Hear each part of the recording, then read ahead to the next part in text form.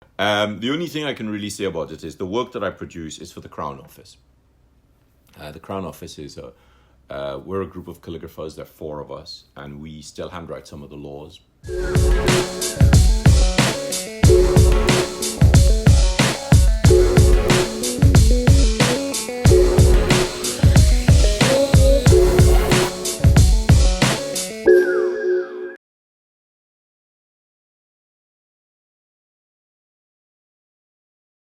Hi Paul, thanks for your time and for being the first guest in the Calligraphers podcast. I was just going to say thank you very much for letting me be the first person. Yeah, you're most welcome. I think it's you're a good choice to be the first in this podcast. Also, you're a great calligrapher and a very good friend of mine, so I'm very happy to have you first here. And for the people who don't know, this is the Calligraphers podcast. We'll be speaking about the different artists and calligraphers for their life and their journey in calligraphy and stuff like this. So I have some questions for Paul. Also, he has some stuff going on. We'll be discussing this. But first of all, Paul, how are you doing? Yeah, I'm good. Just preparing to head off to Toronto and then Dallas to finish my year-long class, which is interesting. What's this class? You're traveling quite often lately. I mean, not lately. I think since I know you are traveling all the time for workshops. I mean, mainly in the last 2 years, I've done quite a lot of travel. I've traveled more in the last 2 years than I've traveled in my whole life, and it's I'm not getting any younger, and the jet lag is very, very tiring. So it'll be nice to just sort of stay home and be able to concentrate on some of the projects I have coming up. For many people know who you are, and probably some percentage of the people also know your story. But for the people who don't know you or they don't know you so good, can you give like some hints, or from when did you start it? How did you get involved with calligraphy? What made you fall in love with it? And the basic stuff, Well, I started calligraphy when I was 9. I sort of fell in love with my brother, and I used to trace typefaces. And then he came home one day with an Old English font that he traced, and I could see that there was a written structure behind it. I don't know how I could see that, but I was able to see that if you had a bigger pen, that instead of drawing the outlines and filling it in, all you had to do was write the strokes. And a friend of mine later gave me a calligraphy set, and immediately I could see its application. And so I sort of fell in love with historical writing. And growing up in Trinidad, I went to the museum quite a lot, and there were lots of images of illustrations, wildlife illustrations, and botanical illustrations, and maps in the museum, and obviously lots of lettering. And that really helped to get me interested in why letters were used and how they were used to make things look beautiful. And of course, on wildlife and botanical illustrations, you see a lot of copperplate script and some of the flourishing. Equally on maps, you see a lot of cancelleresca capitals and some textualis and some cartouche decoration with flourishing. So there's a lot to sort of get me excited about letter forms.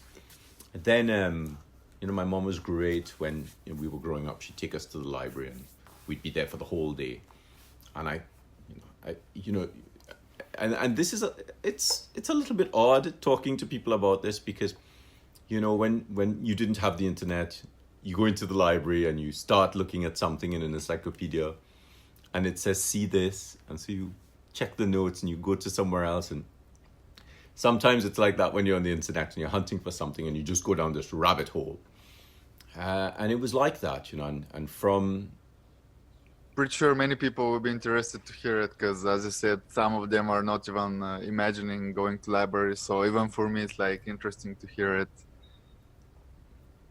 And when you pick up a book, you have a very physical sense of information in your hands, and it's very different to doing a search online and then that search taking you to different things, because it's much more of a physical activity, because you have to go and find this other book, or you have to go and find where in this other volume in this set of encyclopedias, this word is telling you to go and look for. And I don't know if that physicality affected the way that I'm talking about it, and I'm sort of thinking about it slightly differently now. If that physicality affected how I feel, how I sense calligraphy as a much more physical thing, and that's something I really need to think about. But from all this writing, I sort of figured out what calligraphy was, and then that pointed me to other forms of writing. And obviously, a 9-year-old boy in a library being pointed from a calligraphy emboldened bit of text, one of the next words you see is hieroglyphs. You were 9 years old when you started writing, but you start writing on yourself, or like, did you have any workshops when you were small? No.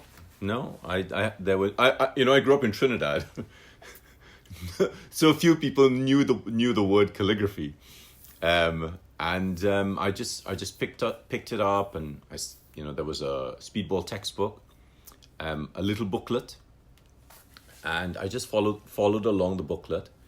But I also knew that there must have been information on this in the library. And so that's how I started looking it up in the library. And I started off with Encyclopedia Britannica, what the encyclopedia said, what information was there on calligraphy, what is calligraphy, how does calligraphy relate to writing. And then, of course, you start seeing different forms of writing, like Greek script, medieval script, Roman script, and then, of course, Egyptian hieroglyphs, which a lot of people don't equate Egyptian hieroglyphic script to calligraphy. But calligraphy comes from two words, Callie and Gravas, which means beautiful and writing. And it just refers to any kind of historical written structure that is writing and is beautiful. So, of course, hieroglyphs also fall into this. Now, it's not that simple. You have lots of semantics with word structure, and later on I learned that you have this massive umbrella of writing, and calligraphy is generally used to refer to Western script and of course some Eastern script. You go a little bit further back and you have hieroglyphs, you have paleography, you have epigraphy. They're all forms of writing, and I think I was really lucky to have stumbled across writing in a way that I wasn't directed.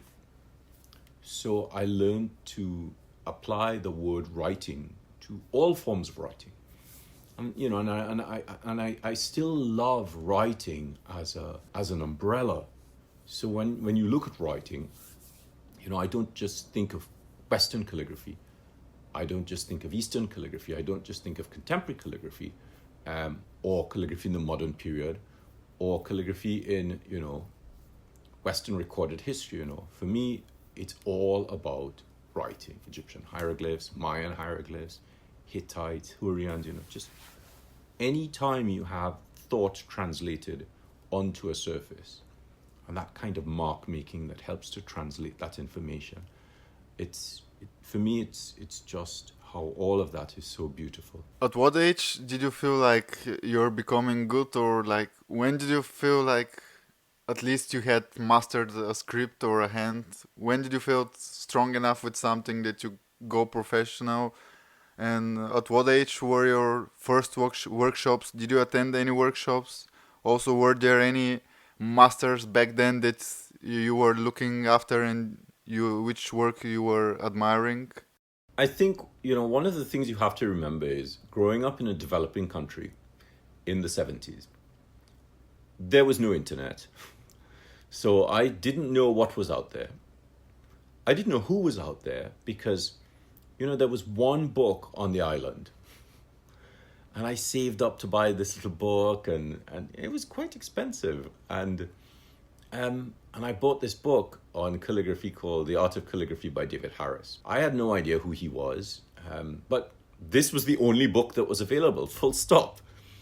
And even in David's book, he doesn't allude to other calligraphers. the book is about, it's a great book on historical structure and where the different scripts come from and how to tackle them and how to write them. So, I think for me it was one of the best books that was, it was the only book, but later on I realized that it was one of the best books that's available on calligraphy, because it covers calligraphy from a paleographical context. So it's from an academic manuscript researcher's viewpoint for the most part. And the next book that I came across was a little book called the Speedball Textbook. And that was the textbook. That one was done by, edited by Joanne Fink. And so those two books were really the two books that guided me. And then, of course, the Speedball Textbook then introduced me to other calligraphers. So when you open the Speedball Textbook, different scripts are done by different contemporary calligraphers. And it was interesting to see that other people were doing this, and there was so much more to learn. And that was really, really exciting. Growing up in Trinidad, there weren't any calligraphy workshops. People didn't know what calligraphy was. So I just had to figure things out on my own. And, we weren't rich. And so when you consider the translation of goods and services, a nib in Trinidad would cost about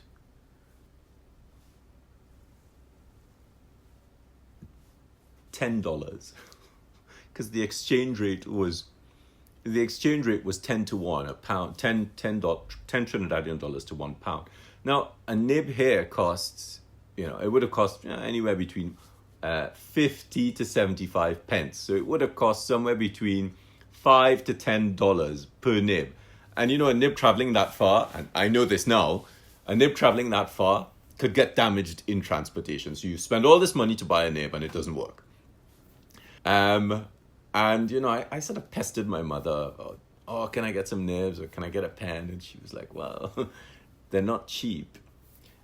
And and in the library, I remember reading that you can make nibs out of feathers. And, we lived on an island not too far from the beach, and there were tons of turkey vultures. Now, the turkey vultures in Trinidad are just a little smaller than geese, and their feathers, their wing feathers, when they molt, are large enough to make quills. And I would just go to the beach and there'd be tons of feathers all over the beach, so I'd pick them up and take them home. And I taught myself to cut quills, and out of necessity. You have some behind you as well, as I can see. Yes. It's actually full of them. I love quills. There's tons of them. And I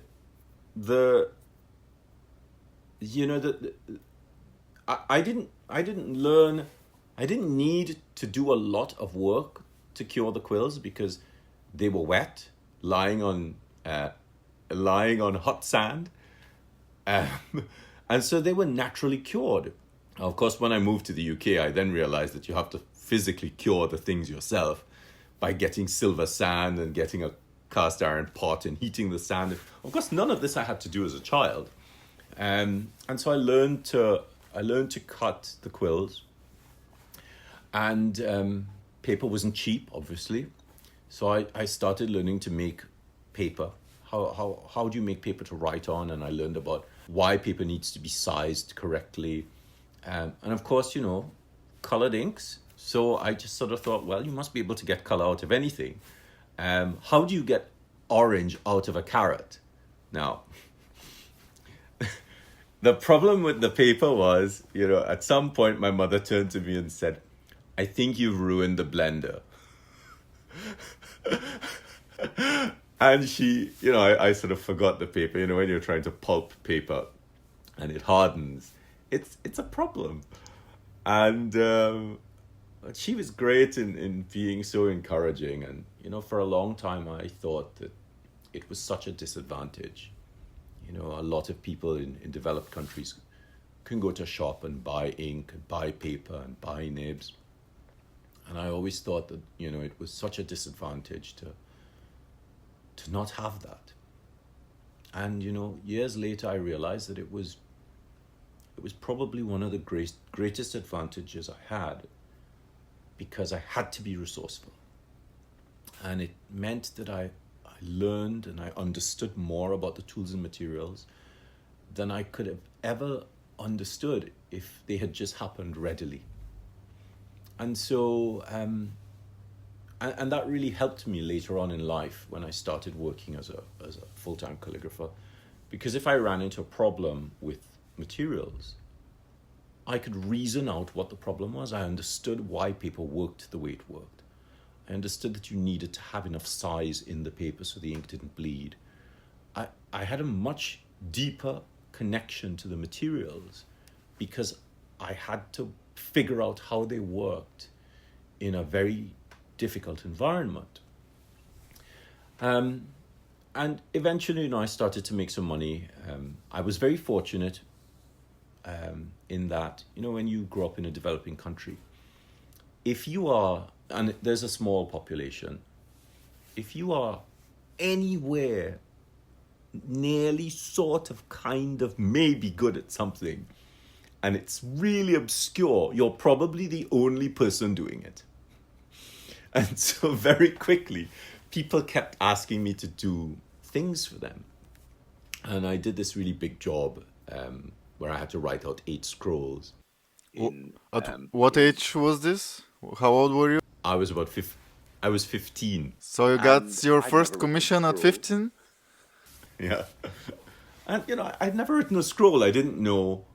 Of course, I knew how to rule up. I was really meticulous.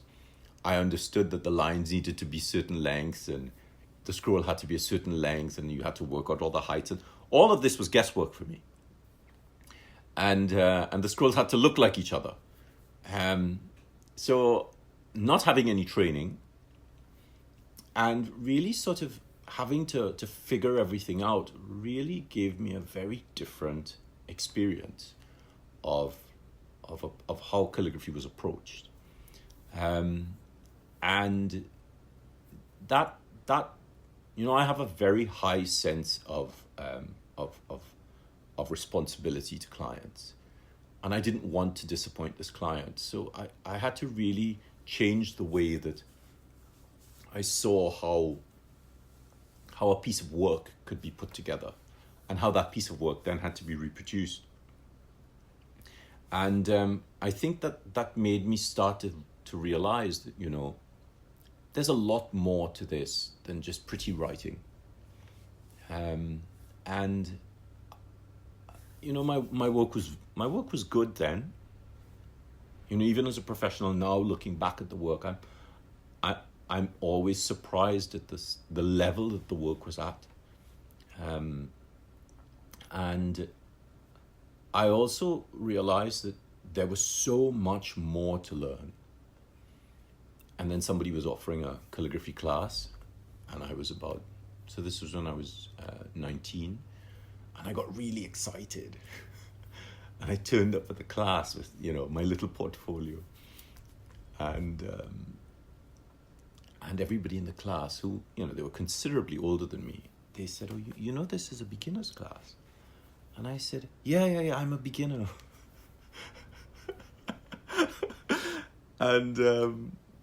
And it was funny what happened. The tutor looked at the work and he said, I've never seen work like this. I can't even do this.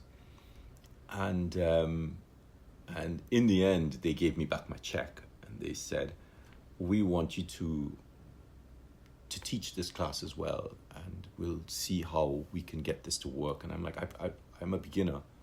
I've never taught this. I don't even know the first thing about how to teach this. And so the tutor and I sort of worked together on teaching a higher level class, and it was great and it was funny, and I got paid to do some of the work, and but I actually felt quite depressed at the end of the class because I knew that there was a lot more to learn, and I didn't think that I should be in a position to be teaching people because I wasn't as good as I wanted to be. And then I went to New York, And I remember looking up in the phone book. I was looking for some calligraphers, and I came across this advertisement for Coil and Cushion, this calligraphy studio in London, in New York. And I called them. I said, "Oh, can I come in and see you?" And they said, "Yeah, sure." And I went in, and there was a room of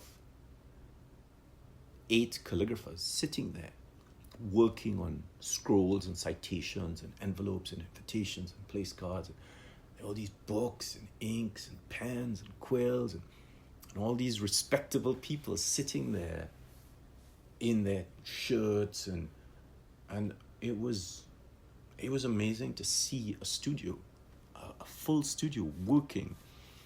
And they just sort of sat me down, and I talked to them a little bit, and they asked me if I brought any work, and I said, "Well, I don't really have any work. I don't really have any tools." And they gave me some tools, and they said, "Well, let's see what you can do." And I started to write, and they looked at me and said, "You've never had a class?" And I said, "No, I'm completely self-taught." They were like, "But your script is amazing." And I was like, "Really?" Because I just think I don't know, I have no reference. And so they gave me some books and some tools, and they said, I had it in my mind that when I got back from New York, that I would give up calligraphy, because I couldn't see a way forward with it. I couldn't see a way to learn. I couldn't see how it works, how it would work as a job, how it would work to get better. I had no experience of it. And so I knew that when I came back from New York, that I would not do calligraphy again. And in that meeting, Tom and Elizabeth said to me, you are really gifted. You cannot give this up. You have an insight into the letter forms that is so rare. And you really do not know what you have here. You have to stay with it. And it was funny because, if they hadn't said that to me, I would not be having this conversation with you today. So that was when I was about 2021. And so I went back to Trinidad. And all of the time in Trinidad, I was teaching. I taught geography at a secondary school, and the principal convinced me to set up a remedial handwriting class for some of the boys whose handwriting was non-existent. So apart from teaching geography, I also encouraged my students to learn to write better. And so writing was always a part of my life. And then I left Trinidad when I was 22 and moved to England, moved to London. And one of my pen pals, Ewan McGregor, who's no longer with us, a very, very good friend of mine, who I love dearly. He and I corresponded via snail mail. And he was the one who really sort of got me, interested in copperplate. And I moved to London, and it turns out that Ewan didn't live too far from where I'd moved to. And he and I were talking about, courses and study. And this course came up at Reading, University of Reading, Department of Typography and Graphic Communications. And he said, you should apply for this course. And I looked at the prerequisites, and and it said that you had to be over 27 to apply for the course, and I was only 22, 23. And he said, no, write them a letter, and he really encouraged me. And so I wrote them a letter, and I didn't really think anything of it. And a couple of weeks later, I got this phone call, and this woman said, "Oh, hi, I'm calling from the University of Reading." And I said, "Oh, yeah, okay." And she said, the course you applied for?" I said, "Yeah." I said, "Yeah, I know I'm a little bit young, and I'm really sorry. I really shouldn't have applied for it." She said, "Well, there's a little problem with your application. You wrote the letter to me, And as Monotype are funding the course, they're demanding that they get their own letter too. And I said, what? She said, oh, they've decided to waiver the age range because of your letter. So, the place on the course is yours if you like it. And I just couldn't believe it. And, it was funny because to go to Reading to study letterform history under James Moseley and Michael Harvey, and to have all those wonderful people in the type world as part of your study was really, really astonishing. These people are so well known in their field. And, back then, calligraphers were separate from typographers. And they were also, again, separate from sign writers and letter cutters. All the lettering fields didn't really overlap as much as they do now. And I remember sort of thinking, why would you want to learn typography when you could learn to handwrite something? And that course completely changed the way I viewed lettering. I mean, it opened my mind up to lettering in a way that was magical. And James Moseley really changed my life. I mean, the way he took all this disparate information from all the years of reading and he put it into this seamless string of knowledge was an astonishing experience. And then I left there and applied for scholarship through the Commonwealth Foundation. And I got this scholarship. I think there were only 5 scholarships. And there was something like, 20 or 30,000 applicants from all over the world. I think it might be higher.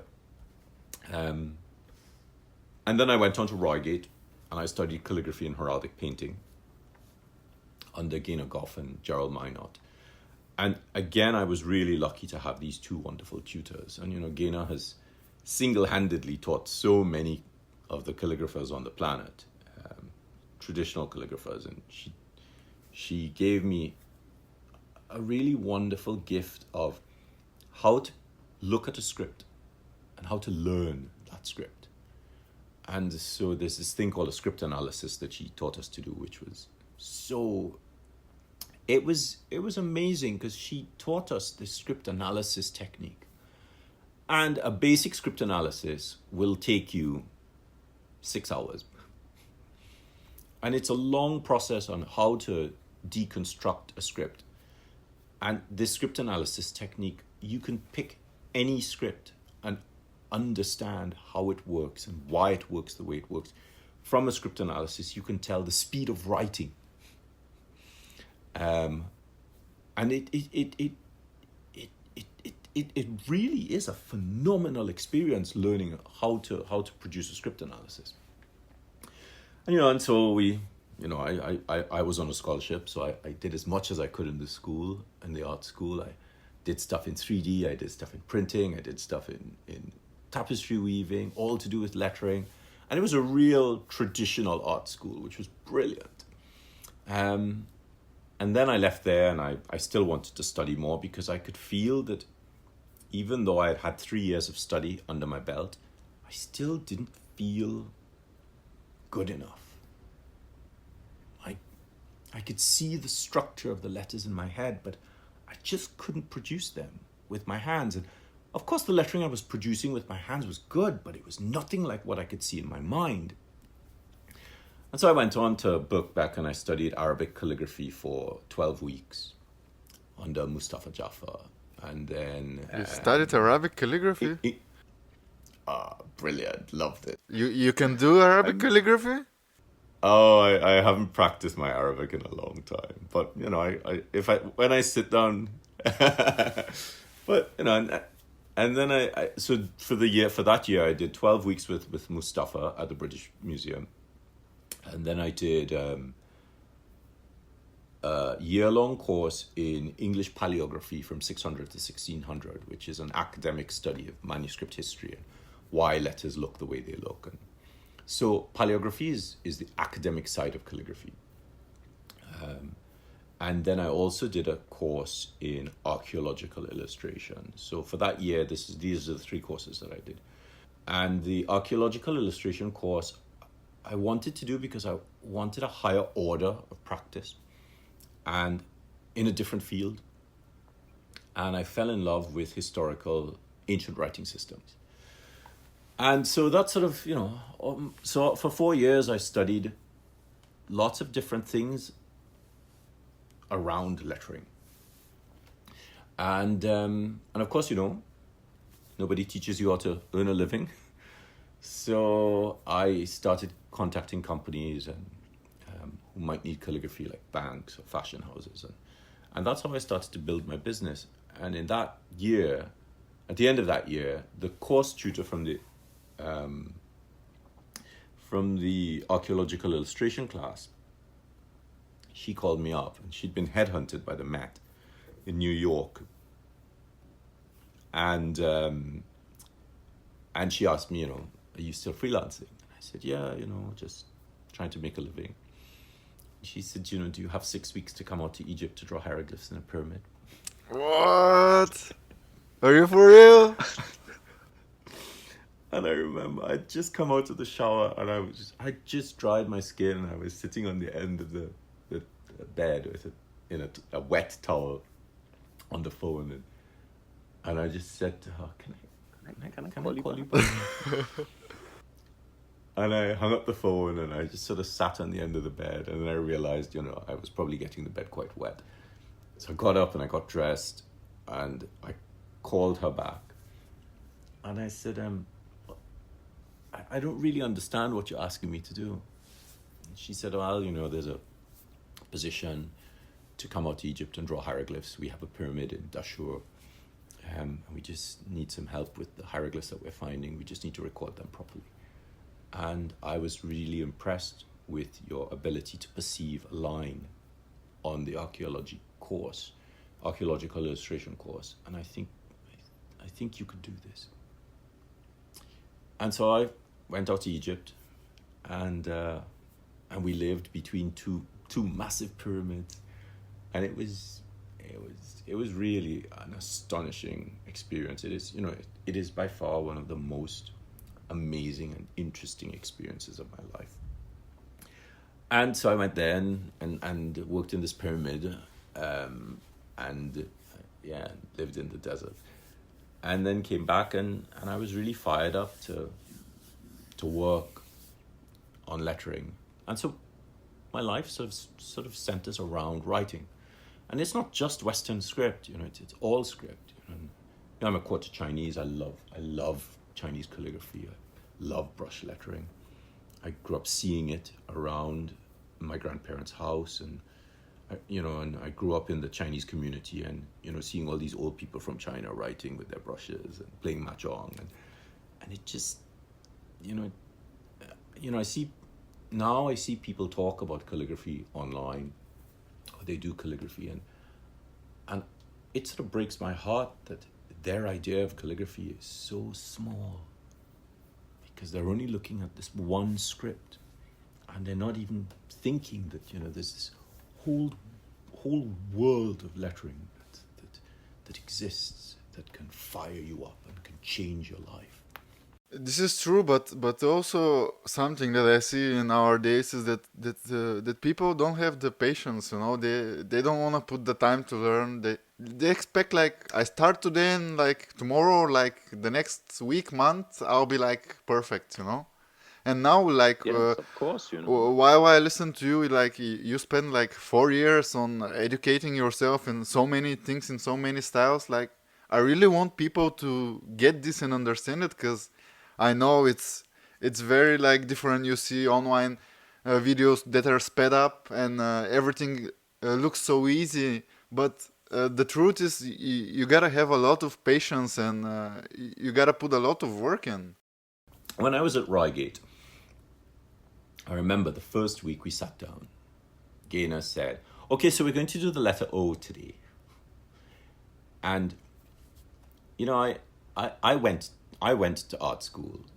I got in, at 9, and I worked from 9 until 5 every day, 8 hours. We had 25 minutes break at sort of 10:15, 15-minute break, and then we had lunch for 45 minutes from about 1:30, but we were normally back by 2, and we finished at 5:30 or 6. But you expected to stay back until 7, and you sat there every day writing. And she made us do this exercise, and years later I sort of questioned her about this. And we wrote the letter O for 2 weeks every day. And at the end of the second week, at the end of the first week, she put 1 tick on 1 O. And I thought, oh my gosh, I'm going to kill myself. I don't think I could do this next week. And at the end of the second week, it was, and years later, I said to her, why did you do that to us? Because, as a teacher now, I would never do that to a student. And she said, no, but you were the only student who didn't try another letter. And I said, but what was the point of this? She said, the point was, when you finish school, you're going to have to earn a living addressing envelopes. And if you are bored of letter forms, you will not make a living. And it wasn't a calligraphic training. It was calligraphy as a job training. But, 25 years of 20 years of writing envelopes in London, I have written well over 5 million envelopes. And when you have that level of writing, my first job was a job for Jaguar where I had 8,000 place cards to do. When you have that level of constant writing to do, you start seeing things about the letters and how they work. You have to pay attention to it. It's not just about knocking out letters because you're trying to earn a living. You really have to love letter forms to want to get better at them. It's not just about pretty writing. And in fact, it's actually less about pretty writing than anything else. It's about producing the most pared down basic letter forms that you could possibly produce with no flourishes, no serifs, with as little additional bits as possible. Because it's only when you can produce a letter that is so simple and so pure and it looks beautiful, that's when you can start thinking about flourishing. Because the letters are sound. That they can stand up on their own in black and white, as Christopher Honey says. If the letters can't stand up on their own in black and white, don't put them in color. Don't put flourishes around them. And, we have so much access to so many tools and materials and so many pretty things that we hide the fact that the letters are not good enough. And we don't spend the time working on the lettering. And it takes time, of course, I know it's infuriating to sit there and try to figure out why the lettering doesn't work. But you have all this instant gratification on Instagram. And you, in particular, you and I have had this conversation where I've said to you, I don't mind you using my work, but don't speed it up. And I never speed my work up because writing is a real-time thing. You have to see it in real time for you to understand that it's not magic. It's hard work, but it's a beautiful experience when you see it in real time. When you see it sped up, it just looks, it has no soul to it. It's just, you might as well be using a font. So how do you get people to connect to it when there's no soul behind it? Yeah, I understand what you mean, but I also it's so many factors. It's like all this internet and the way social medias are running. It's like I really would love to there to not be any speed up videos, but in a way, these social medias they somehow they forced people. Like I agree. You're one of the very few people who is still not doing it, and I have a huge respect for you for doing this because it's not so beneficial for you, but you still do it, and I love the purpose and the idea for which you do it. which is amazing. But it's I've seen my works, I've seen people speed my work up on things, and I feel sick to my stomach when I see it, because the lettering feels so what's the word? It feels wrong. It feels like you're being cheated. It feels like you're being lied to. And I've spent a long time looking at,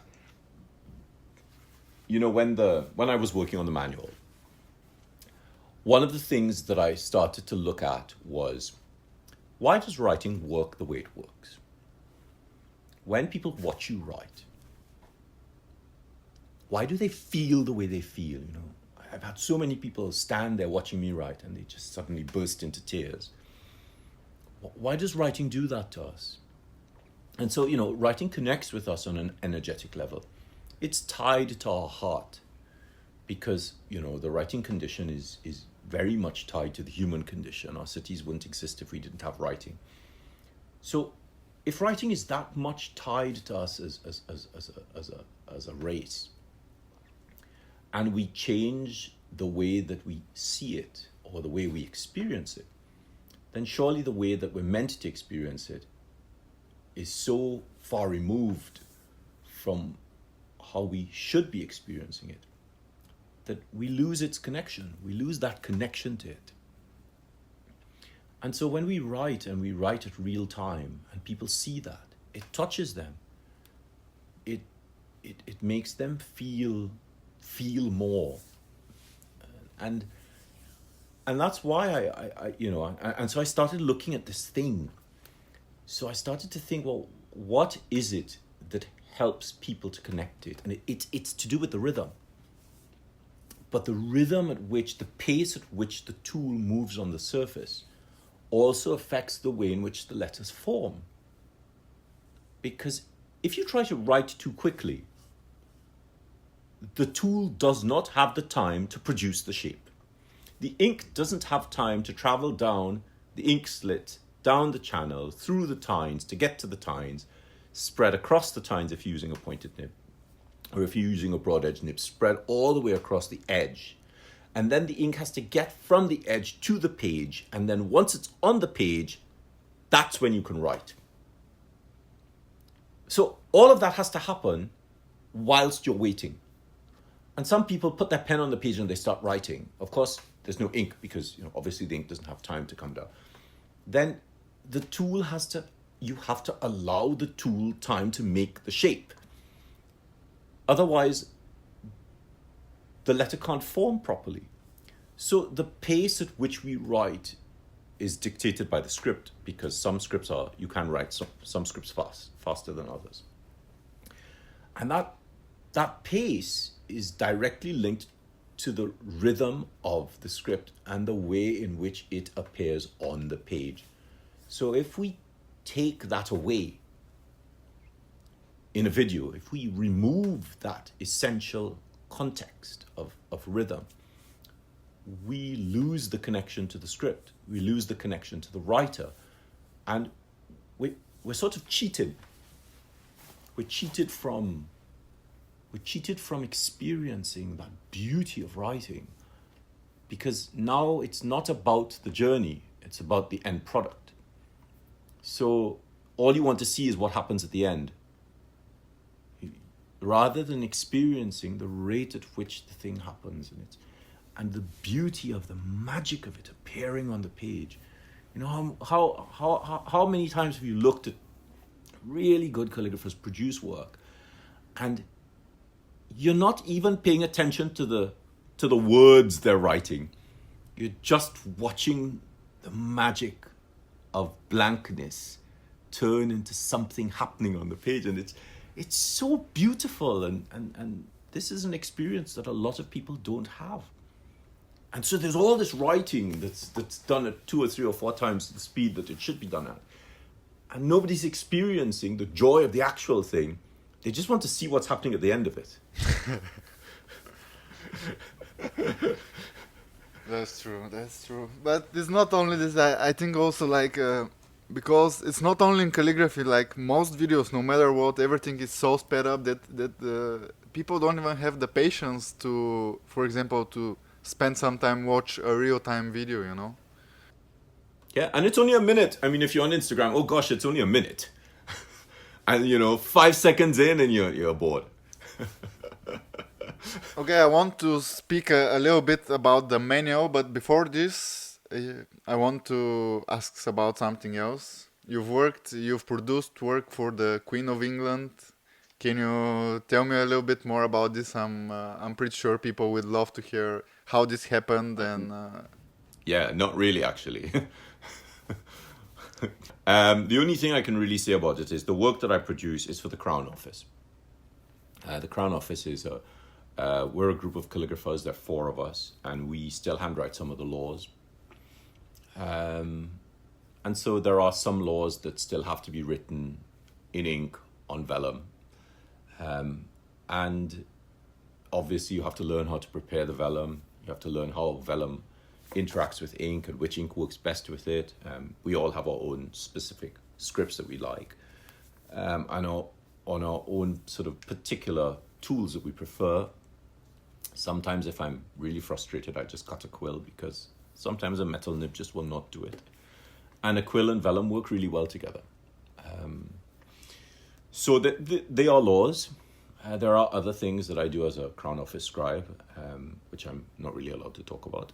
So yeah, I understand you might not be allowed, but how did it happen? Like, did you search for the job or did somebody approach you? No. So it's funny, 20 years ago, I wrote that introduction for the design of words, and it was really interesting thinking about, Francesco asked me to write an introduction on what is calligraphy, and I started writing, and I realized that when I went to Reigate, the world's understanding of calligraphy was considerably different to what it is now. So when I went to Reigate, there were only 4 of us in my year. I think there might be 5. There were only 4 of us in my year, and we came to Reigate. We were in the first year. There were 4 other students in the second year, and this is how the course ran for 20 years. And we understood that our teachers were part of the Society of Scribes and Illuminators, and that this society was started by the students of Edward Johnston, who basically started to look at calligraphy again at the beginning of the 20th century and trying to figure out how were manuscripts written the way they were. And so the layman's experience of calligraphy was very different 20 years ago. And when we were at Reigate, there were a few jobs that we were all very much interested in. One was a job at the College of Arms, painting heraldry and writing out calligraphic scrolls. And there were a couple other jobs that you could get that were sort of few and far between, but there wasn't really any calligraphy jobs, right? And I was very fortunate in the year 2000 to have won the Worshipful Company of Scriveners. So in the Middle Ages, some of the guilds got together to form these bands of artisans in a particular craft and control the level of quality and training. And so these became the guilds of the sort of Middle Ages. They were then tied to the nobility. And so you have these guilds of like silversmiths and goldsmiths and leather workers. And these later became the Worshipful Companies. So the Worshipful Company of Scriveners used to be the Worshipful Company of Court Document Writers. And they wrote documents, and they were sort of legal practitioners.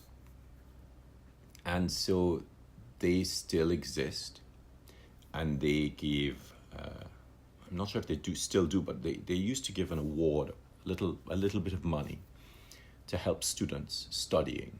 Now, at Reigate, there were 2 there were 2 awards. One was through the Worshipful Company of Painter-Stainers because of painting for heraldry, and the Worshipful Company of Scriveners for writing, for scrivening.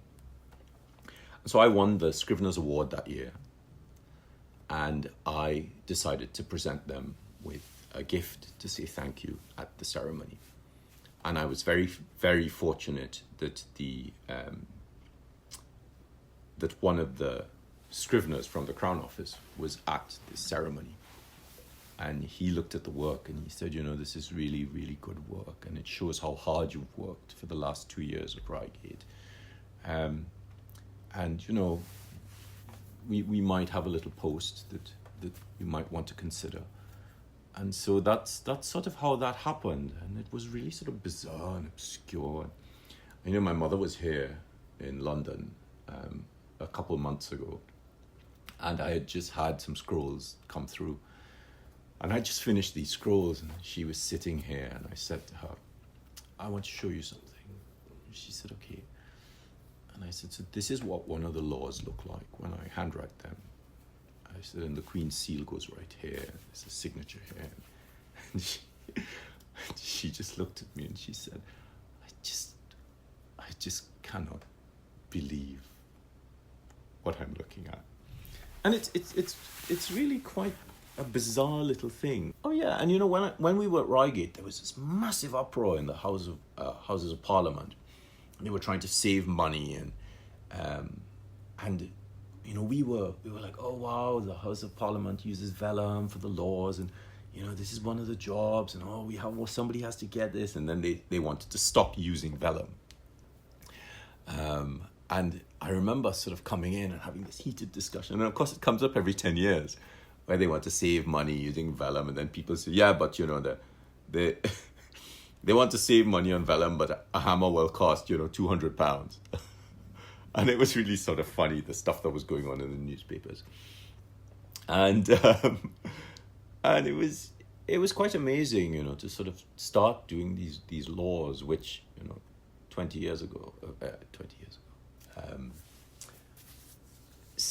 18 years ago, it would take a good 4 hours to write one out. And you'd sit there and you'd have to prepare the vellum and prepare the quills and get the ink ready, and then the language was so bizarre, and capitals crop up here and there, and there's no punctuation, and at the end of it you felt like you had just put your brain in a frying pan, and you can't make a mistake because you only get one scroll. And really quite an amazing experience. And it's, it's still an amazing experience whenever a law comes through and I have to write it, and they arrive, and you can get the scroll. And I'm one of the only ones who live in central London. So I sometimes go in to see them, and I, go in and take the scroll in. So people can go somewhere and see them? No, of course not. Of course not. Okay, but when you make them, where do they sit? Like, why is nobody allowed to see them? Like, what are they made for? They're laws. They have to be, they're legal documents. You can't just go in anywhere and ask to see a legal document. I don't know. It's calligraphy, so I don't know. But one of the problems with the scroll is, as it is a legal document, you are required to produce something at a level, at an order of writing that is very, very skilled. And, it's not about producing something slapdash. The whole text has to look like itself. Can't have discrepancies in weight and height and shape and color. So you have to learn to do something that British calligraphers are particularly very good at, which is continuous writing blocks of text that have consistency. And I think it's a particular part of the historical training that we had here, and we still have here. So, and that's something that's sadly lacking in a lot of contemporary calligraphers and how they approach writing, because they didn't have this real sort of traditional training. And for them, it's just about putting ink on a page. And it's a very different experience when you have that really formal training of letter forms. Some people are I know the answer, but I also explain it sometimes when people ask, but I prefer you to explain it. Why you're using always straight pen holder for copperplate and not like most of the people an oblique pen holder? And that's a great question. The oblique holder was invented for Spencerian script. It was not invented for copperplate script. And that's the simple answer. So copperplate script evolved out of English roundhand. And English roundhand was a script used in England from roughly sort of 1650 right up until the middle of the 20th century. The answer is more complicated than that on how the script was used. Every 50 years or so, new letter forms came in, new tools came in.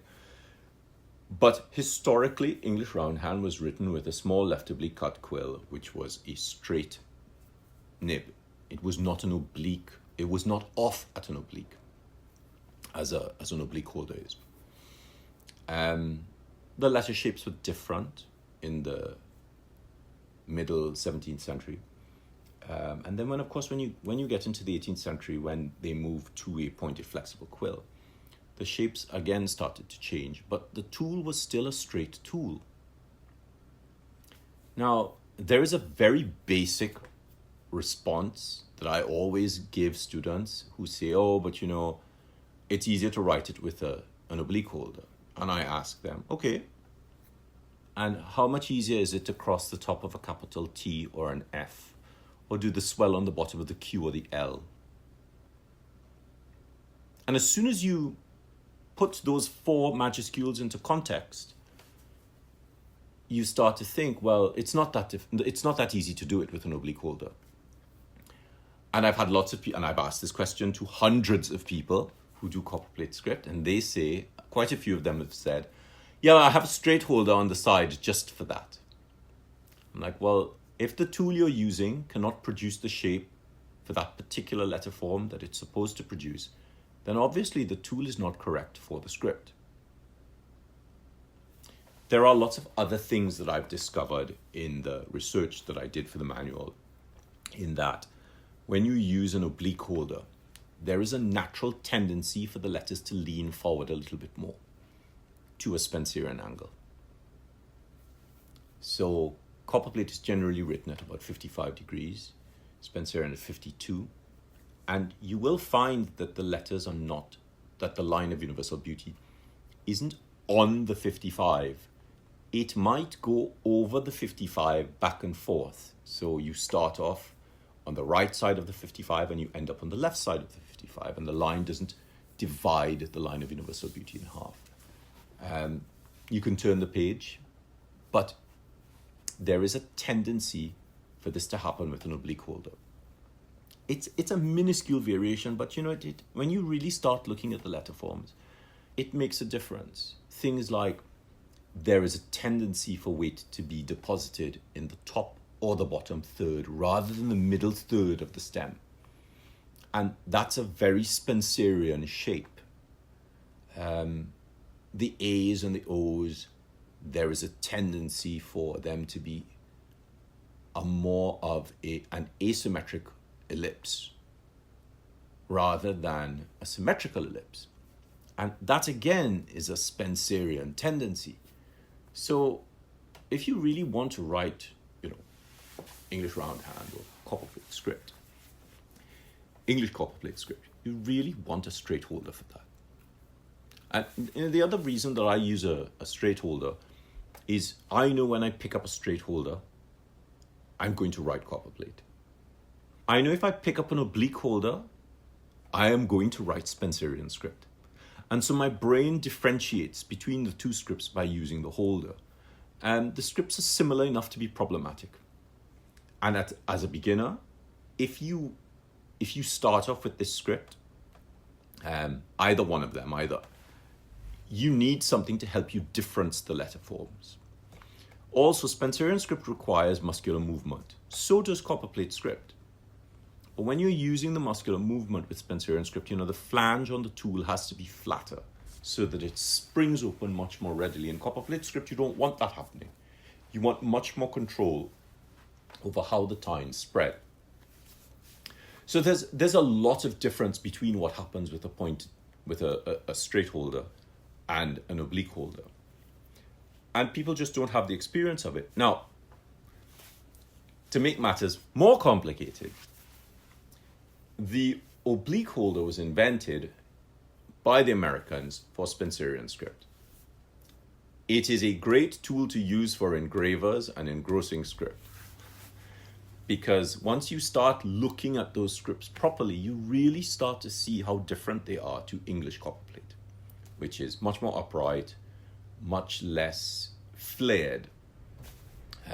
The swells are not as pronounced. So it's really about looking at the scripts themselves and not just guessing your way through it, which, and I know a lot of people listening to this would say, yeah, but where'd you find the information from? And the problem is a lot of you listening to this are not accustomed to research in a library. So you think by going on the internet you will find everything, and that's a problem. When you can go to a library and do research in a book, and you look up some of the writing master copybooks that you find in the British Library or the National Art Library at the V&A, and there are tons of libraries all over the place that you can find these historical books. You can see the difference between them. But when you go online, you're not looking at an historical version of the script. You're looking at somebody else's version of it. And so being able to compare what happens historically is just not available to you. And that's why it's really important to spend the time, to actually take the time looking at the historical examples. They're not readily available, and I know they're not readily available. And what you have to remember is they're not readily available because somebody has to take their precious time to make them readily available. It's not magic. When we post things on online, or we put things up, it takes time. It takes our precious time to do that. So and sometimes, the libraries and the universities and the institutions where these things are housed, they won't give you the permission to do that because they want you to come to the library. And so, I feel much more confident with the straight holder, especially when I'm flourishing. Because if you look at Lupfer's book on offhand flourishing, he flourishes holding a straight holder. Look at Richie Wee or Hoang flourish, and they use straight holders. And there's a reason for that. The movement is different. You don't have to cock your hand at some bizarre angle. And it's really important that the historical approach is understood. And you can adjust the historical approach a little bit. But, if copperplate script, if English roundhand written in the 18th century was at its pinnacle then, written with a straight holder, do you really think that trying to write it with an oblique holder is going to make it any better than it was when it was at its pinnacle? Use the tools that we used then.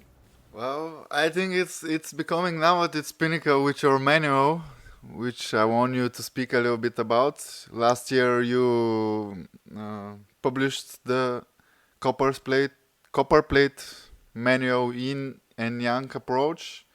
I know you worked for a long time on releasing it. If you want, just share some info. What was the idea to start it? Who did you work with it? And what were the ups and downs and the whole process like? The manual started off because I wasn't actually planning on writing a manual. Let me just say that from the outset. But over the last 20 years, I had hundreds of thousands of emails from people asking me so many questions about Copperplate script. How does it work? Why does it work? Why does it not work? What exactly is it? How do you get it to work? What to use? What not to use? And so I had this massive list of questions. And for the most part, I sort of collated the list into the most frequently asked questions. And I started to realize, okay, you know, I had been teaching copperplate for about 22 years. and every time I teach, I change my notes. Because when I'm teaching, I always print off a batch of notes for that class. And whilst I'm teaching, if something new comes up, I make a little note on the sheets. So my notes from my class so I'm teaching a class on a new approach to flourishing, a geometric approach to flourishing that I've developed. I'm teaching a class in February in Toronto. I taught the class in Hong Kong, and the notes are very different because I was thinking more about what was happening. So every time I teach, my notes are different, which makes for a lot of work, but it makes the students, the next batch of students, they have a greater understanding because I have a greater understanding. And so my notes over the years started to change. And one of the questions I would always get from students, from lots of people, is why is copperplate script so hard to learn? And I couldn't understand why do you think this script is so hard to learn?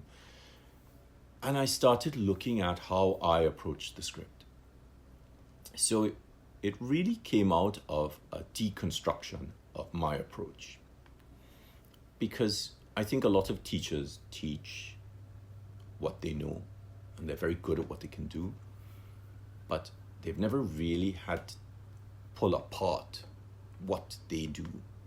How do you give that to a beginner without confusing them? So I started looking at how the script works.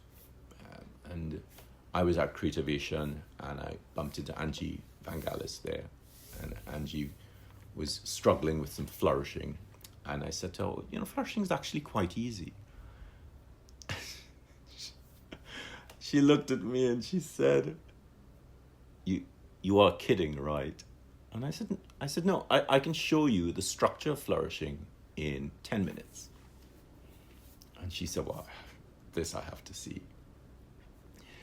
And I said, okay, so the structure of flourishing is based around this. So there's this line that I've been trying to figure out, which I call the line of universal beauty loop. And it works like this. And if you put an angular confinement system around it and you confine it within a box, you get this.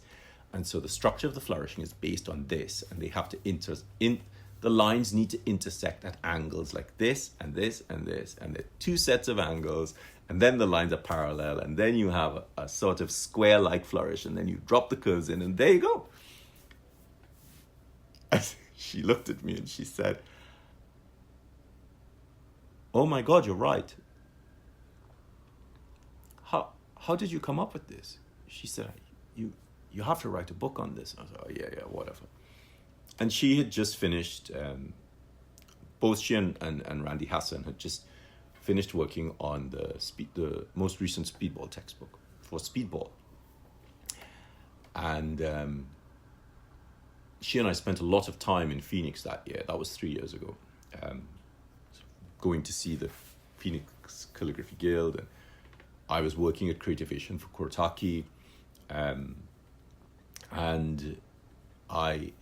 opposite the Kurotaki stand was Spellbinders. And so 3 years ago was a really interesting turning point in my life. And I'd come back after Creativation and I had closed my business because I was sort of getting quite stressed about having to deal with this new crop of brides and these crazy wedding planners and event organizers and everybody wanting everything right now. And you know, I'd been addressing envelopes for 20 years and I had hurt my thumb, and writing was becoming a real problem for me.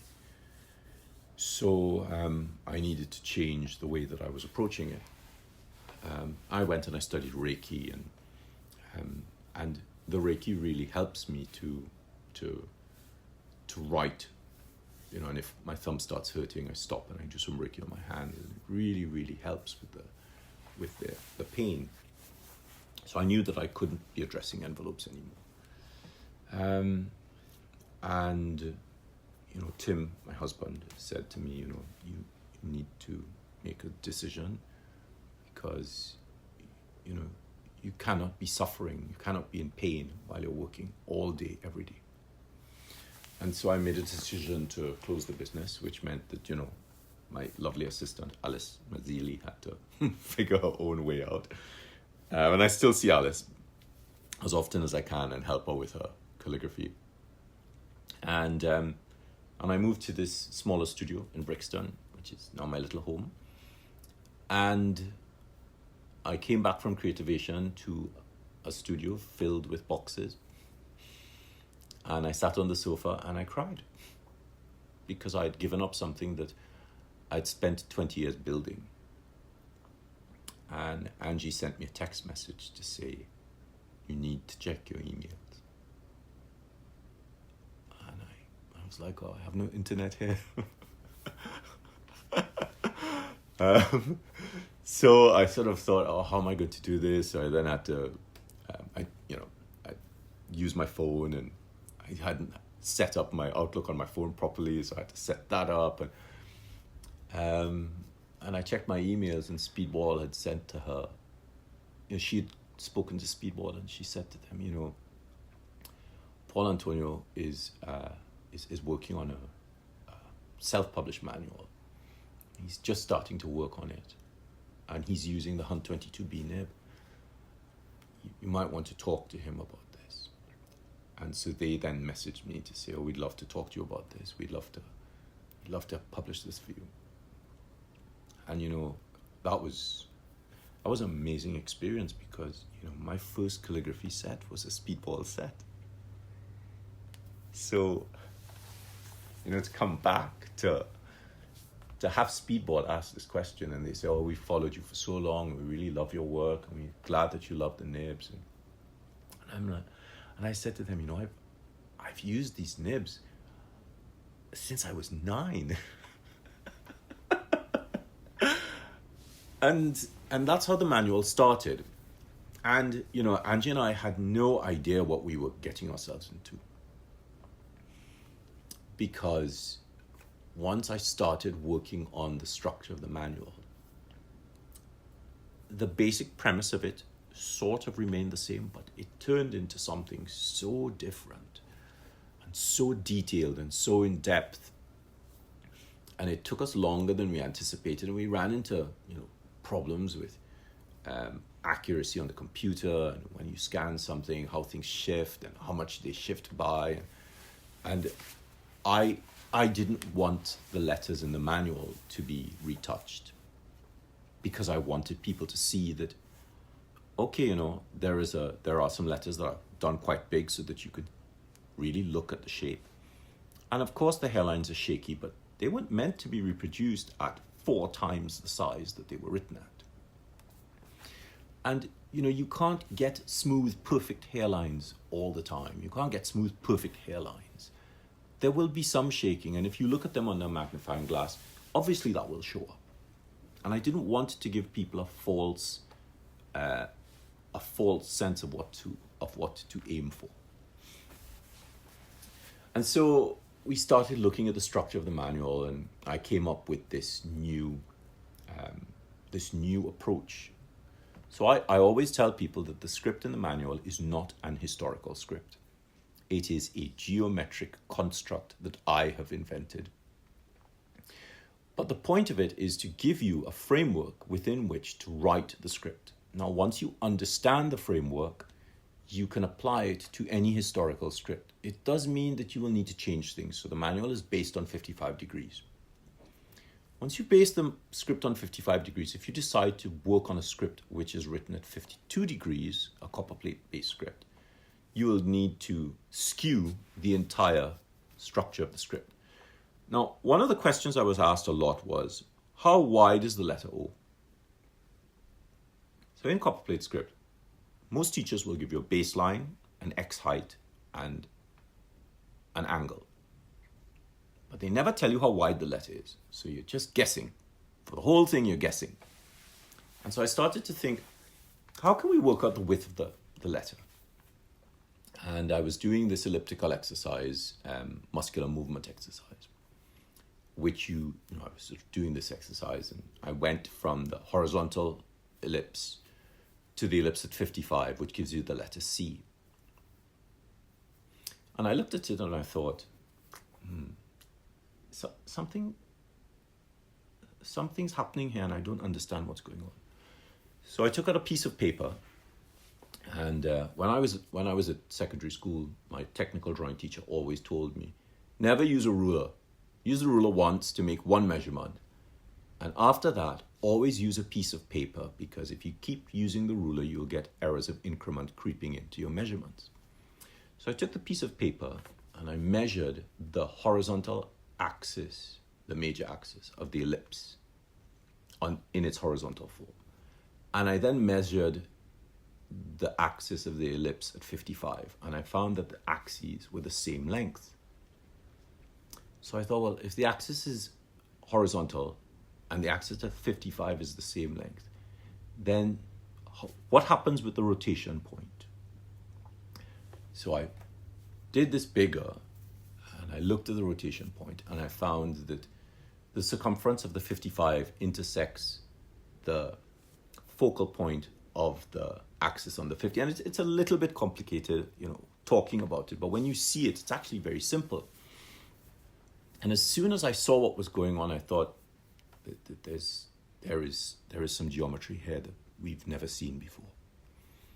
And I worked out that the width of the ellipse is 3, the ratio is 3 to 1. Well, if the elliptical rate is 3 to 1, then the maximum width of a letter with basic flourishing, is 8, and the height is 6. So I was able to work out that within a grid of a parallelogram-based grid of 6 parallelograms high and 8 parallelograms wide, all of the majuscules could fit into this grid. And from that, I was able to work out how all of the letters have a specific ratio of height to diagonal, a diagonal measurement to a vertical measurement and a horizontal axis. And so I then reasoned, well, if you can do it for the majuscules, you must be able to do it for the minuscules. And then other things started to come up. So I then had to come up with a new name for this system.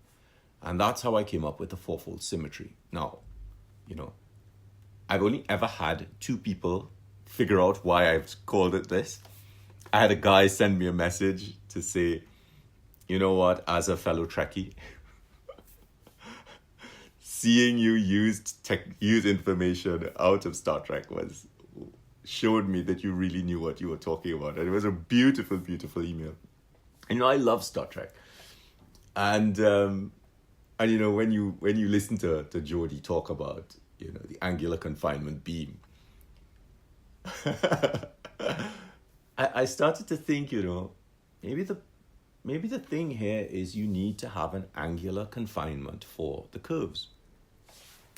And so the angular confinement, that's where I got the term from.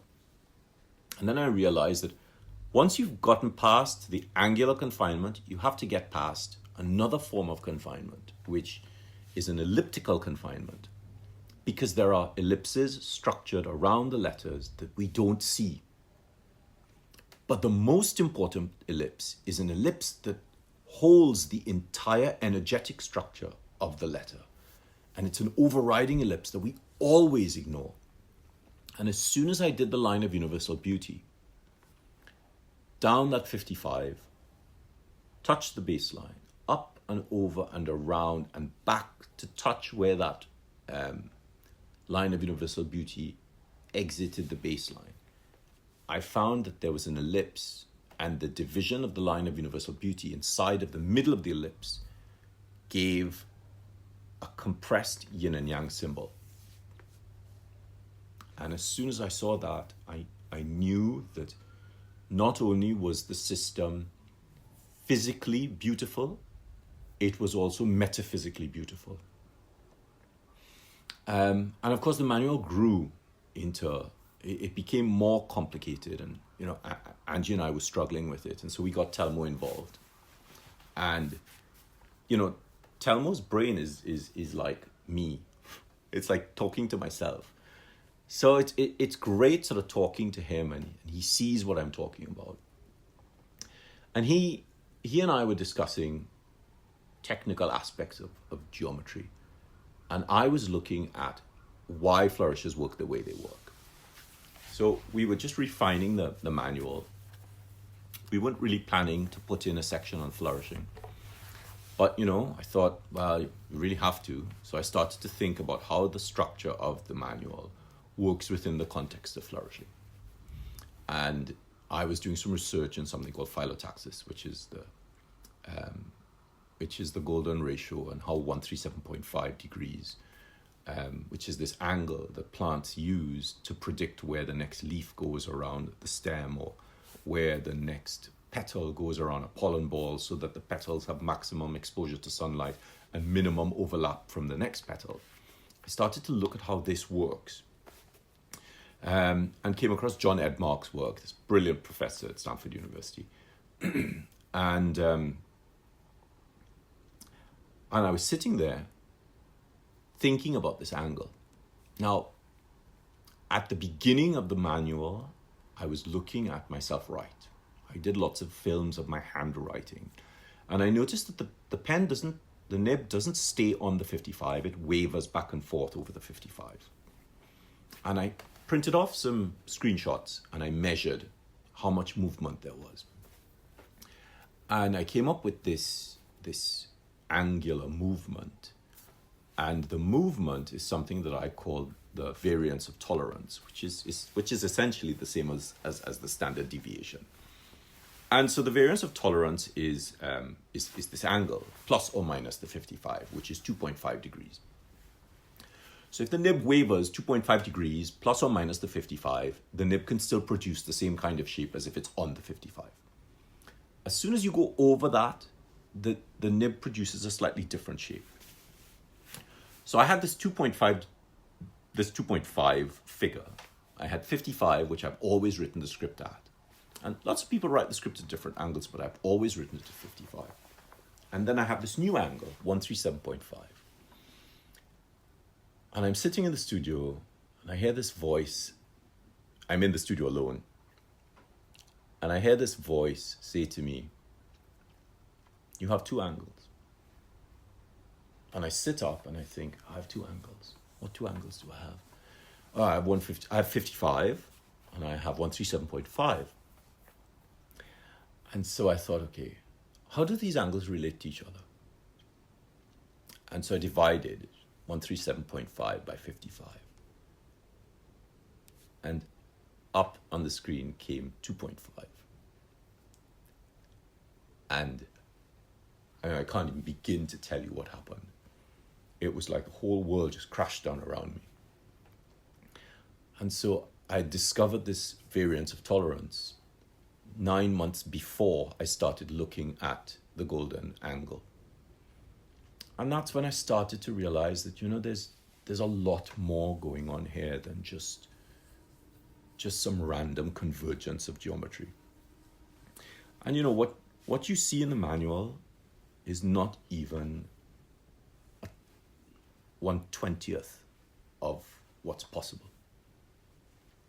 But it's a whole new system, and so the thing about the manual is so we use this fourfold symmetry, which is angular confinement, elliptical confinement, and then I also added continuous movement, because I started to realize that when we write, if you write a letter B, you write the stem, and you pick up the pen and you put it down, and then you try to write the other part of the letter.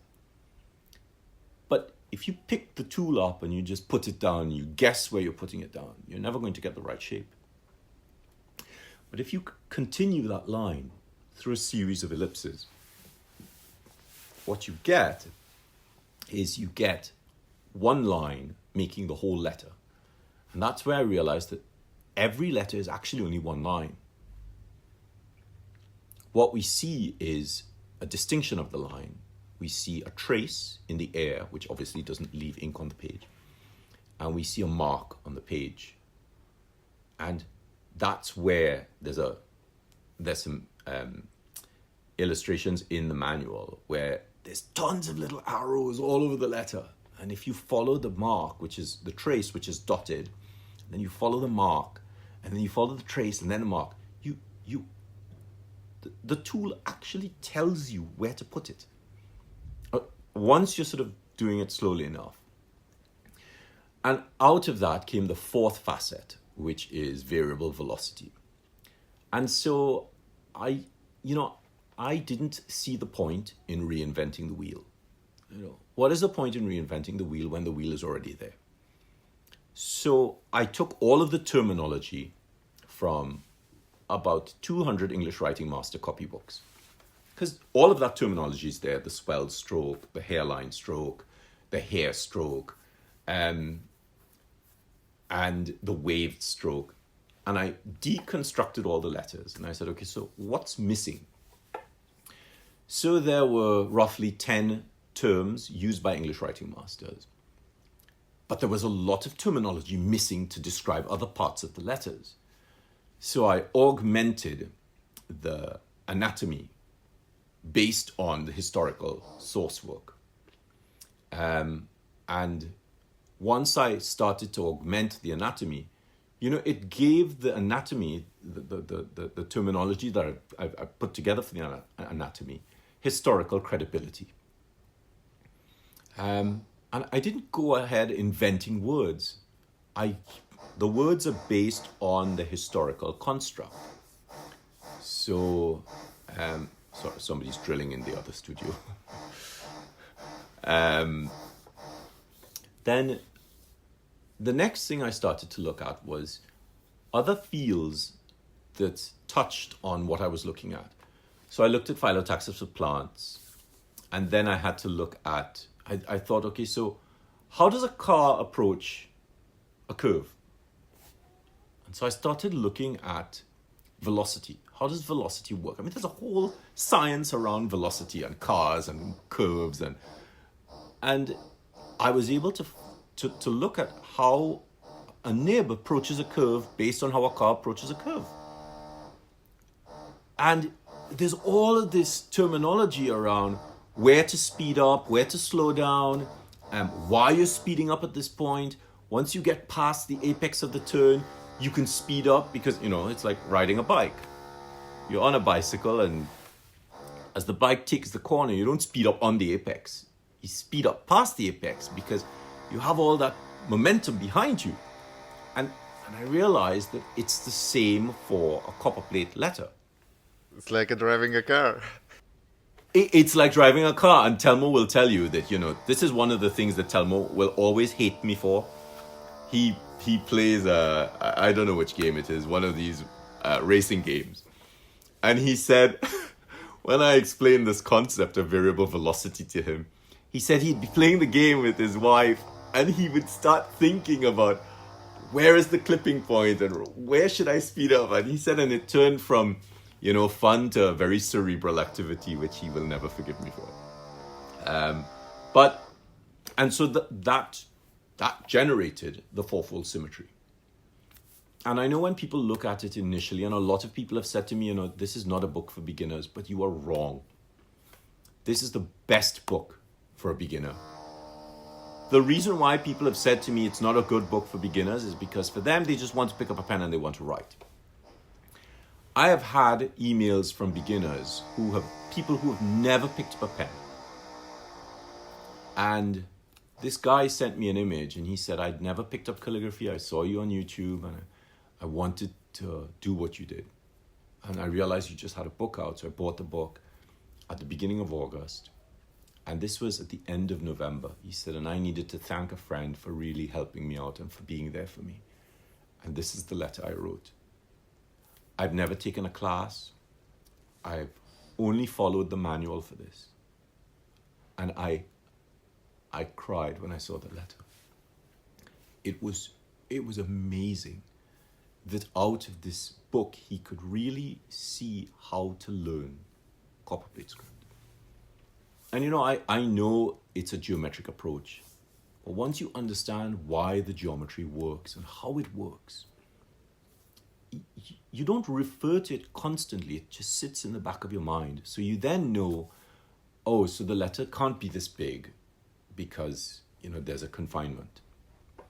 And if I make a flourish, how does the flourish, where does the flourish sit in relation to the letter? Where do the curves sit? So at no point are you guessing on where to put the curves. You have a system that helps you to plot where the curves are. I joke and I say it's like writing by numbers. And it is like writing by numbers. But you get to the point where you become so comfortable with being confined that the letter doesn't grow. And this is one of the problems with copperplate. You're writing and the majuscules get bigger and bigger and bigger, and because the curves get bigger, and then it just falls apart. So it's been really interesting seeing how people have been using the manual. And of course, I set up a group on Facebook, PA Scribe Calligraphy Classes, and it was to help people it was originally only to help people I've taught. But then once the manual came out, I realized that I needed to help people who were reading through the manual.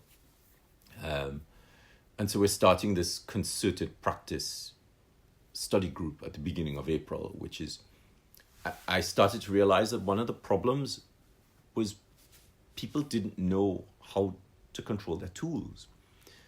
And so I thought, maybe we start a sort of pre-study group. What do you need to know before you start doing calligraphy? And it could be for beginners, it could be for intermediate level people. But if you are doing calligraphy and you are struggling, and you can see that there are problems, but you can't see what the problems are, then it's a very good way to help you understand why you're struggling with what you're struggling. But it's all of it takes time. It all takes time to put together, and it's just my aim is just how do we help people to get better.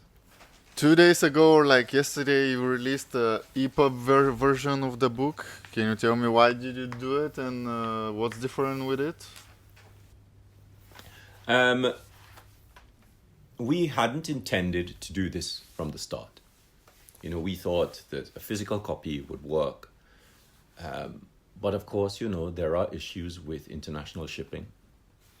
And the manual is not a light manual. And it's not cheap to ship. And I've had lots of people from all over the world complain that they can't get copies because of the expense of shipping. And then they arrive in the country and they have, customs and excise duties to pay on top of it. But also there were people who couldn't get the manual where they lived, physically couldn't get it. And so we thought that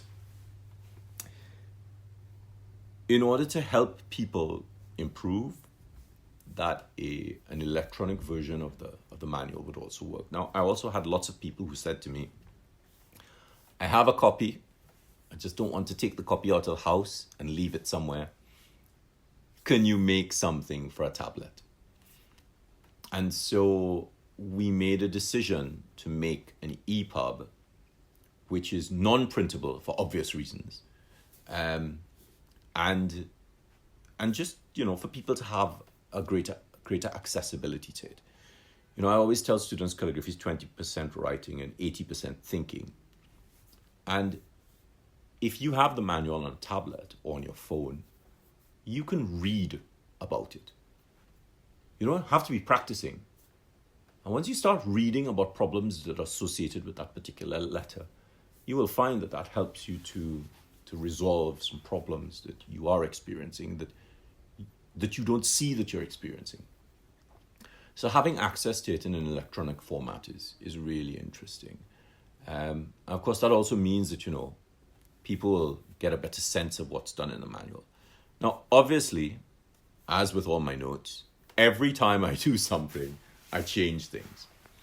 So and I've been looking at the manual. Every time I fly, I have a lot of time in airports. So I spend time looking through the manual, what can be improved upon? Why did I put this here? Now that I've been using this material for the last year, have I found different ways to make it more accessible? And simple things like, we've not changed this. I don't think we have. I need to check with Tao. I don't think we've changed this around in the manual because it would cause too much trouble with the way the pages are structured. But something as simple as, the A, the M, the N, the V, and the W. Well, after a year of really looking at this, I realized that, you can't really put them in that order. They really should be A, M, V, W, and N. Because the N is not really like the V. It's something separate. It's actually more like the treble clef S. And it's just about, updating that information so people coming into it always get the best possible information that they can.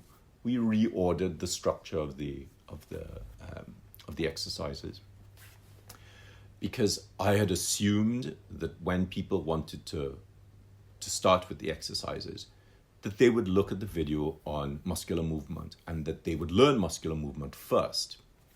And based on what's happening in the group, in the PScribe Calligraphy classes group, people really struggle with muscular movement, and it's a technique that a lot of people don't really understand how to develop. So I thought, okay, well, maybe we start off with the straight exercises. So and Talma and I are working on an assignments and exercises PDF that you can download and follow along in the book and the manuals, so that you have practice sheets and lots of people produce lots of practice sheets, but I look at the practice sheets and I check them out. I'm like, yes, okay, I see what the problems are, but the sheets are not necessarily at the correct height. They don't really understand what the correct height is. So there's all of that stuff that needs to be done as well, and there's always stuff to do around it. Of course, that's just Copperplate script. How many more pages has the EPUB from the original book, and where people can get it? Well, we've not changed the page count, because we realized that if we wanted to change the page count, we would have to substantially change the page count, and that will require a good sort of 6 months of solid work. So. A few days ago, did you not tell me that you have like 100 new pages or something like this? Yeah, 100 new pages to add. But for instance, I want to increase the section on an oblique holder versus a straight holder, and really go through all of the letters. That's 10 pages. The new rhythmic structure on spacing, which I developed, where I use a connective stroke and a line of universal beauty.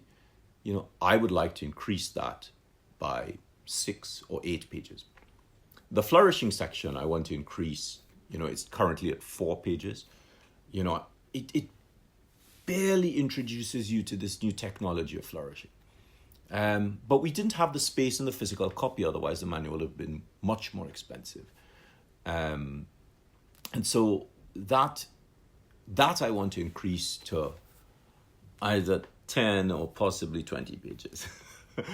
And once you start looking at that, you have to spend the time really looking at a second edition, a substantially different second edition. When can be this expected?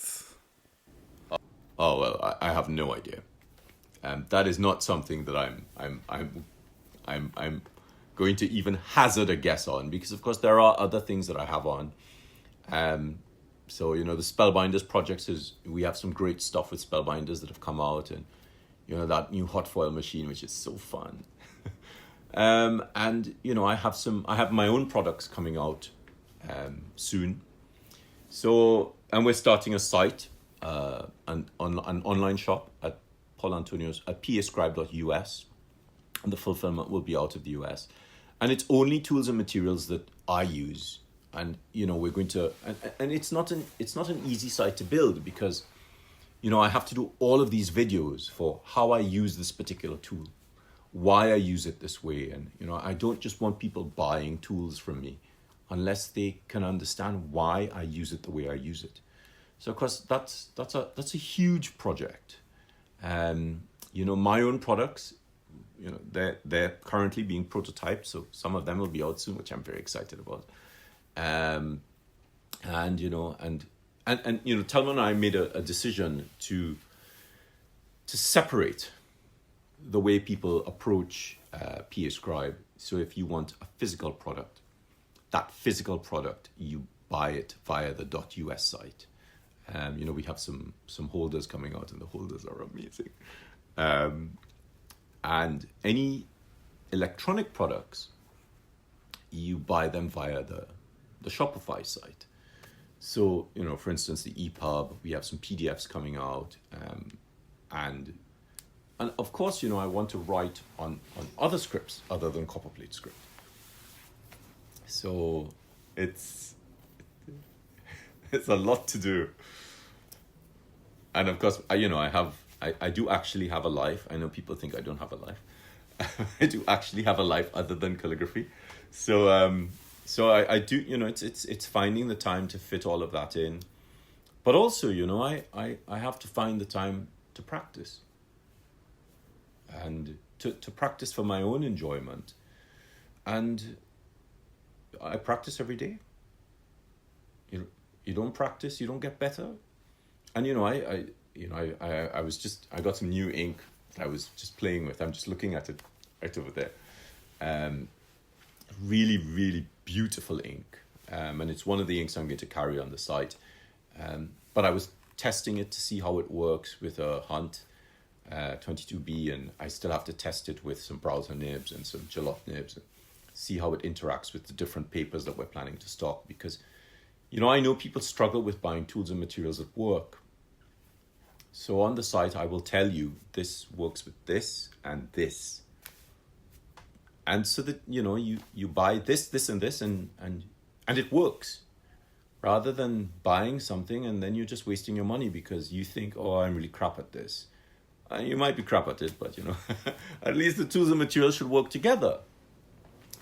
So that's one of the sort of main driving issues behind this site. To give, not just to get people to buy products, but to get them to buy the right products in the correct combinations. And so that they really enjoy the learning of calligraphy. So yeah. Where can people find the Shopify store, if they want to get the e-version of the book? That's a very good question, Milan. Of course, people can find it on Calligraphy Masters Instagram, either in the story or somewhere in the posts. I'll put a link in the bio as well. But where can they find it? I've put it on I've just downloaded the link tree and added it to my Instagram. So the Shopify shop is on there on my Instagram bio. You just go to the link tree. Click on the Linktree button at Hotlink, and it'll take you through to a series of links. And I think I've put it at the top of the links. It's on the PA Scribe, the Paul Antonio Scribe Facebook page. We just pinned that to the top of it. And it's obviously in the PA Scribe classes. We've pinned it to the top there as well. And, this only happened last night. So we're just sort of thinking, okay, so where else can we put it? How can people find it? So it's really quite fun. It's a little bit scary, but it's still fun.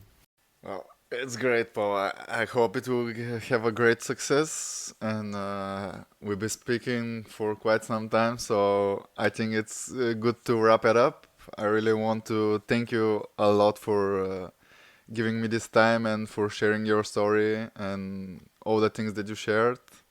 And of course, I hope to have another episode with you sometime in the future. You just set the start of Calligraphers podcast. So if you want to wish something to the people that are listening or to say anything. Well, thank you so much, Milan, and thank you so much, Calligraphy Masters. It's funny being there at the beginning of it and sort of watching it grow and change, and things grow and they change, and it's interesting to see how other people perceive lettering. But of course, lettering also grows and changes. For the people listening, I want you to pay attention to what you want out of this. When you do calligraphy, what is the point of you sitting there wasting your time? What are you doing this for? Have a goal. Do you just want to get better? And if you want to get better, then how do you get better?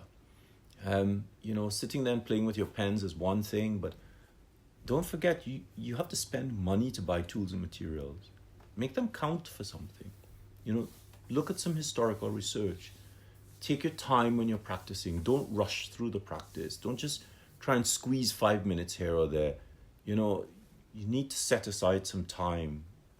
20 minutes is enough, but it has to be 20 minutes of you practicing, not 5 minutes practicing, looking at your phone and then going back to practice. Set the time aside. Spend some time correcting the work. You write a line of text, go back and look at it. Are the lines straight? Is the nib at the same angle? Are the strokes the same thickness? If you write pages and pages of text, you've forgotten what's happened at the front of it.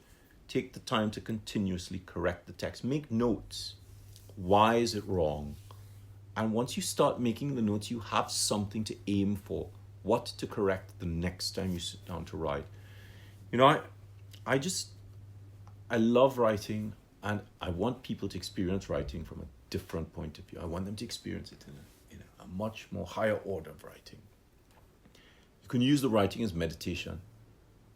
And just know if you're using it as meditation, it won't be that good because you're not concentrating on the lettering. You're concentrating on going into a meditative state. So understanding what you're using this for is really important. So thank you, Calligraphy Masters. Thank you, Milan. Thank you, everybody, for taking the time to listen to this extremely long podcast. And if you have any questions, test Milan. Thanks a lot, Paul. All right, bye-bye.